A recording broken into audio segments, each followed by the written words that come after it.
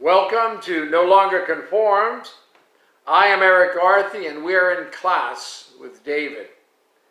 Lessons on developing leaders. In this session, we'll be looking at 1 Samuel chapter 21, verses 1 to 15, the fear of a fugitive. Someone said there are 3 types of lies: to protect feelings, to avoid punishment, and self-deception, like in the case of medical conditions, relationship situations, work issues. You may think there are other reasons that people lie. That's fine. Who is the father of lies? Well, John 8, verse 44, it says, the devil, who does not stand in the truth because he has no truth in him. When he speaks a lie, he speaks from his own resource, for he is a liar and the father of it. Who promised that the truth will make you free? Well, in John chapter 8, verse 32, Jesus said, "And you shall know the truth, and the truth shall make you free." Sometimes we panic in a threatening situation, such as when children go silent or who's guilty of something.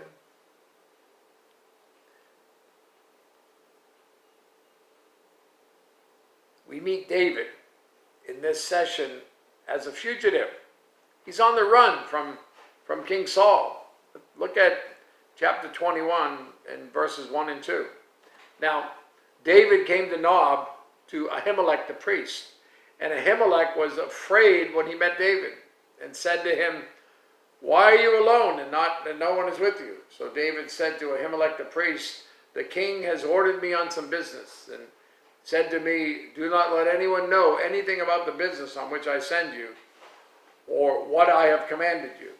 And I have directed my young men to such and such a place.'" David told a gross lie. He was on a mission for the king. His attendants were sent ahead, and it must remain a secret. It was a lie. It can't be justified. There were serious consequences of that lie.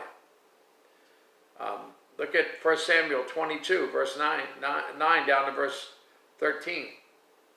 Then answered Deg the Edomite, who was set over the servants of Saul, and said, "I saw the son of Jesse going to Nob, to Ahimelech, the son of Ahitub, and he inquired of the Lord for him, gave him provisions, and gave him the sword of Goliath the Philistine." So the king sent to call Ahimelech the priest, the son of Ahitub, and all his father's house, the priests who were in Nob, and they all came to the king. And Saul said, "Hear now, son of Ahitub." He answered, "Here I am, my lord." And so Saul said to him, "Why have you conspired against me, you and the son of Jesse, in that you have given him bread and a sword, and have inquired of God for him, that he should rise against me, to lie and wait, as it is this day?" And then if you drop down to verse 16, "And the king said, 'You shall surely die, Ahimelech, you and your father's house.' And then the king said to the guards who stood about him, 'Turn and kill the priests of the Lord, because their hand also is with David, and because they knew when he fled and did not tell it to me.' But the servants of the king would not lift their hands to strike the priests of the Lord. And the king said to Deg, 'You turn and kill the priests.' And so Deg the Edomite turned and struck the priests, and killed on that day 85 men who wore the linen ephod. Also Nob, the city of the priests, he struck with the edge of the sword both men and women, children and nursing infants, oxen and donkeys, and sheep with the edge of the sword." Did David have to lie? Wouldn't the priests have helped him anyway? Wouldn't the priest inquire of God for him anyway? David, the man of great faith and courage, now he's a man of fear and cowardice. What happened? He stopped trusting God and began to do things in his own strength. God anointed him to be king. Wouldn't he fulfill it? Let me tell you two things about good men like David. Good men sometimes fall short of the grace of God. And good men sometimes act foolishly in bad times. Difficult situations come to all of us at some point. Fear will tempt us to do stupid things. And we can learn a few things from these experiences. Here, let me give you 3 principles in 3 examples of the grace of God for David.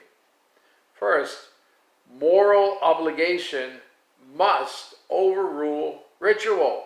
1 Samuel chapter 21, verses 3 through 6. Now therefore, what have you on hand? Give me 5 loaves of bread in my hand and whatever can be found. And the priest answered David and said, there is no common bread on hand, but there is holy bread. If the young men have at least kept themselves from women. Then David answered the priest and said to him, truly women have been kept from us about 3 days since I came out, and the vessels of the young men are holy, and the bread is in effect common, even though it was consecrated in the vessel this day. So the priest gave him holy bread, for there was no bread there but the showbread, which had been taken from before the Lord in order to put hot bread in its place on the day when it was taken away. An interesting principle emerges here, one that Jesus reinforced. Mercy rather than sacrifice. In Matthew chapter 12, verses 1 through 8, it tells us that at that time Jesus went through the grain fields on the Sabbath, and his disciples were hungry and began to pluck heads of grain and to eat. And when the Pharisees saw it, apparently they were following Jesus everywhere he went, they said to him, look, your disciples are doing what is not lawful to do on the Sabbath. But he said to them, have you not read what David did when he was hungry? He and those who were with him, how he entered the house of God and ate the showbread, which was not lawful for him to eat, nor for those who were with him, but only for the priests? Or have you not read in the law that on the Sabbath the priests in the temple profane the Sabbath and are blameless? Yet I say to you that in this place there is one greater than the temple. But if you had known what this means, I desire mercy and not sacrifice, you would not have condemned the guiltless. For the Son of Man is Lord even of the Sabbath. The showbread was only for the priest's use. But here we see grace on display. Sometimes the rules must be broken for ministry. Second, resources dedicated often become privileges returned. Look at verses 7 through 9 of chapter 21. Now, a certain man of the servants of Saul was there that day, detained before the Lord, and his name was Doeg the Edomite, the chief of the herdsmen who belonged to Saul. And David said to Ahimelech, is there not here on hand a spear or a sword? For I have brought neither my sword nor my weapons with me, because the king's business required haste. So the priest said, the sword of Goliath, the Philistine, whom you killed in the valley of Elah, there it is, wrapped in a cloth behind the ephod. If you will take that, take it, for there is no other except that one here. And David said, there is none like it, give it to me. Another lie. His haste made him neglect a weapon. What did David really need? A shield and a sword, but not the physical ones. He needed the shield of faith. He needed the sword of the Spirit. Priests don't keep swords in the tabernacle, and yet Goliath was there. A couple of things about that sword. That sword provoked David's faith, a reminder of God's power and his special calling.